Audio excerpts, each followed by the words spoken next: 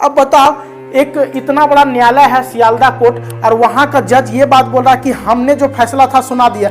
अरे अंधा है, पूरा देश को दिख रहा है कि इसको फांसी मिलना चाहिए, और इस जज को पता नहीं क्यों नहीं दिख रहा है। यही वो कातिल है, देखिए मुंह ढक के ले जा रहा है। मुंह ढक के क्या, अगर जनता का बस चलता ना तो इस कोर्ट से बाहर निकलता और इसको मार देता वहीं पे सब मिलके।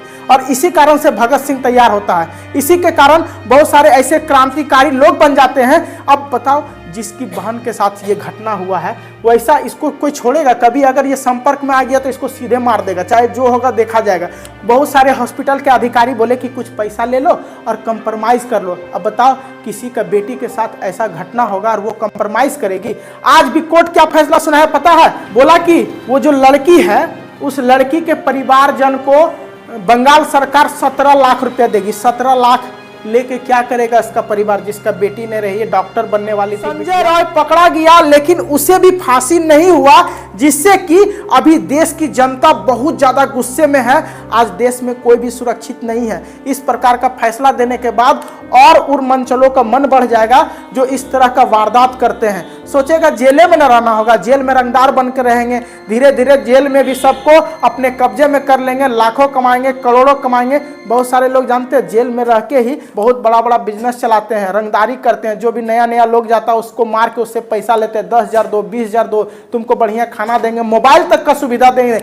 मतलब जेल में भी अब संजय राय रंगदार बन जाएगा और धीरे धीरे बहुत सारा संपत्ति जुटा लेगा, और हो सकता है कि जेलर को भी वहां पे खरीद ले, कुछ पैसा वैसा दे के निकल जाए। कुछ भी हो सकता है। आज का ये जो भारत है इसको कुछ कहा नहीं जा सकता है। हमें तो अफसोस होता है हमारे देश के कानून पे कि इसे सख्त से सख्त सजा नहीं मिली थी। मैं जब आपको धारा बताऊंगा ना तो उस धारा में फांसी का भी जिक्र हुआ है, लेकिन इसे फांसी क्यों नहीं दिया गया है इसके बारे में जब आप जानेंगे तो आप भी भारत के कानून को दोष देंगे। जानते हैं बहुत सारे ऐसे देश हैं जहाँ ऐसे कातिल को और ऐसे लोगों को तुरंत सजा दिया जाता है, पत्थर से फेंक फेंक के मार दिया जाता है। चीन उनमें इतना टाइट सजा है इसका कि कोई रेप करने से पहले हजारों बार सोचता है। लेकिन हमारा भारत का कानून संजय राय को दोषी करार दिया, और सियालदा का कोर्ट का जज क्या बोला पता है?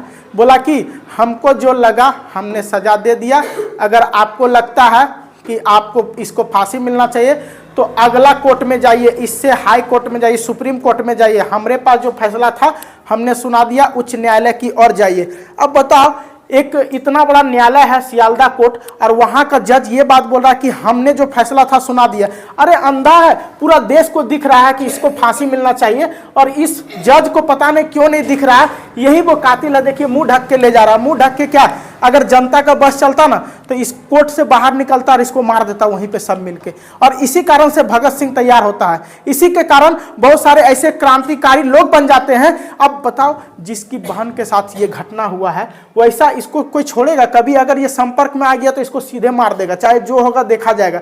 जिस तरह का इसने काम किया है वो कतई फांसी से कम नहीं है, फांसी उसका सजा होना चाहिए। मैं आपको बताता हूं कि कौन कौन सी धारा के तहत हमने एक दिन पहले इस पे वीडियो बनाया और ये भी बोल दिया कि इसको फांसी का सजा होगा। ये भी बोल दिया था क्योंकि हमें जैसा लगा था आपको भी लगेगा जब आप धारा सुनेंगे। लेकिन जब हमने न्यूज़ सुना कि इसको फांसी नहीं हुआ, सिर्फ उम्र कैद हुआ, अब बताओ ये जिंदगी भर जिंदा तो रहेगा? और ऐसे व्यक्ति को जिंदा होने का हक नहीं है।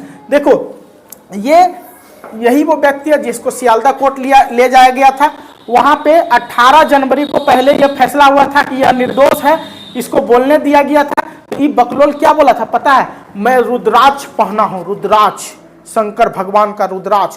अगर हम गलत करते हैं तो ये रुद्राक्ष टूट के गिर जाता है। कहा जाता है कि कोई मर्डर करता, रेप करता तो उसका रुद्राक्ष टूट के गिर जाता, तो मेरा तो नहीं गिरा। अरे बकलोल, तुम उस समय रुद्राक्ष पहना था कि नहीं पहना था? बाद में जाके पहन लिया, क्या किया? मतलब मन धड़न कहानी बना रहा कुछ से कुछ। पता, इस केस के पीछे सिर्फ यही आरोपी ने है।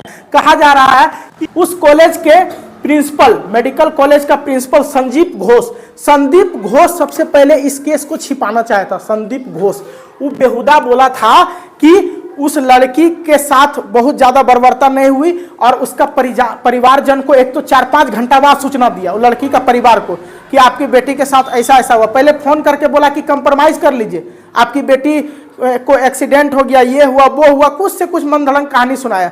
जब उसका परिवारजन नहीं माना 4-5 घंटे बाद जब हॉस्पिटल पहुंचा तो साइड में बुला के बहुत सारे हॉस्पिटल के अधिकारी बोले कि कुछ पैसा ले लो और कंप्रोमाइज कर लो। अब बताओ किसी का बेटी के साथ ऐसा घटना होगा और वो कंप्रोमाइज करेगी?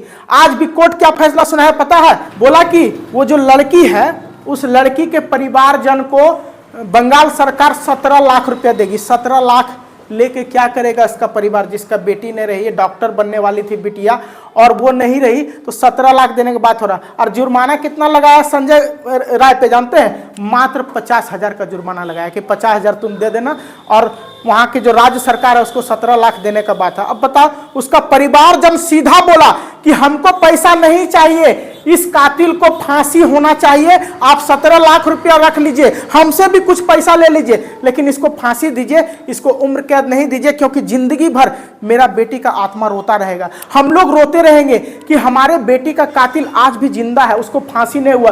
पूरा देश करा रहा और हम लोग एक कैंपिंग चलाएंगे कि उस लड़की के जो कातिल है संजय राय उसको फांसी होना चाहिए।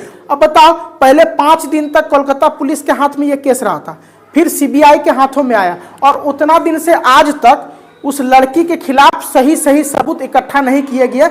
लड़की का दोनों पैर पूरी तरीके से 90 डिग्री पे फैला हुआ था जब इसका लाश मिला था तो, और उसके बाद उसके बॉडी में 150 ग्राम सीमन मिला था, 150 ग्राम सीमन, जिससे पता चलता कि इस लड़की के साथ बर्बरता करने वाले एक आदमी नहीं थे।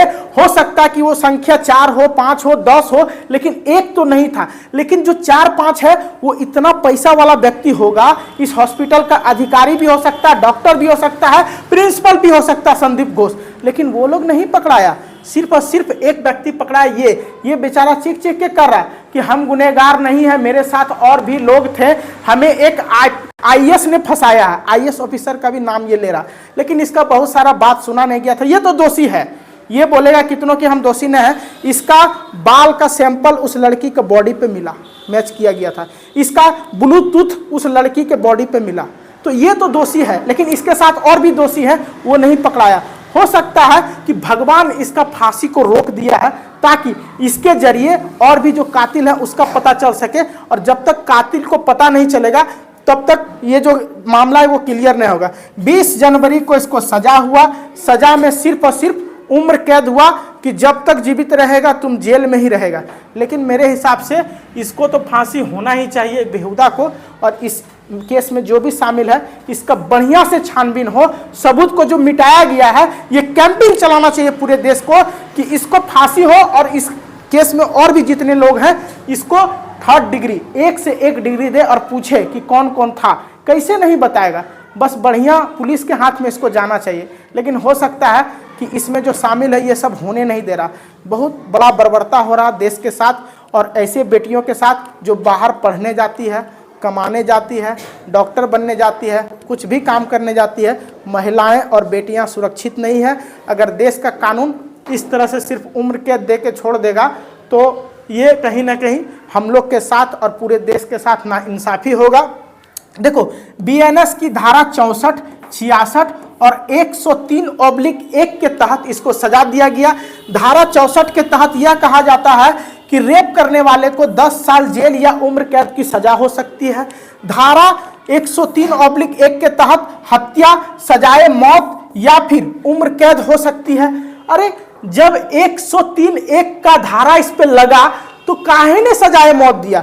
सबसे देखो इसमें 2 चीज था, या तो इसको उम्र कैद मिलता या मौत मिलता, लेकिन जज साहब का कहना है, वो जो महाशय हैं उनका कहना है कि इसको जो है हम अपने हिसाब से जो सजा होना चाहिए सबूत के हिसाब से वो दे रहे हैं। अरे पूरा देश इस घटना को जानता है, इतना खराब घटना है, और आप बोल रहे हैं कि मेरे हिसाब से कम सजा इसको होना चाहिए। 2 सजा तो था, या तो सजाए मौत दे दो या फिर पूरे उम्र के लिए जेल में रखो, और इसको कम वाला सजा दिया गया, पूरे उम्र जेल में रखने का, सजाए मौत नहीं दिया गया। अब बताओ इससे भी खराब घटना हो सकता है क्या किसी महिला के साथ? धारा 66 के तहत जुर्माना ना देने पर सजा, 50,000 का जुर्माना इस पे लगाया। 50,000 तो आजकल सब जो है ना जेब में रख के घूमता है, और इसका परिवारजन तुरंत दे देगा। ठीक है, ऐसे लोगों को पता नहीं ऐसा क्यों किया, और सीबीआई का मांग था जो इसका जांच उच किया कि इसको फांसी होना चाहिए। अब बताओ जो जांच किया वो सब बोल रहा है कि इसको फांसी होना चाहिए, और जज साहब इसको फांसी नहीं दिए। हमारे समझ से देश का कानून बाहर है। ठीक है, आपको लगता है कि इसको सजाए मौत होनी चाहिए, फांसी की सजा होना चाहिए। ऐसा व्यक्ति को तो चौराहा पे, बीच चौराहा पे, कोलकाता के सबसे फेमस जगह का बीच चौराहा पे फांसी का फंदा तैयार करके लटका देना चाहिए, ताकि जो भी ऐसा काम करने के बारे में सोचे उसको पता चल जाना चाहिए कि इतना भयानक सजा मिलता है। ठीक है, अब पता नहीं सरकार क्या करेगी। हम लोग कैंपिंग चलाएंगे कि इस व्यक्ति को फांसी होना चाहिए और इससे संबंधित जितने भी लोग हैं उसको भी पकड़ के उसको भी फांसी देना चाहिए। फिलहाल आज के लिए इतना ही। आपको भी ऐसा लगता है तो कमेंट्स करके जरूर बताइएगा।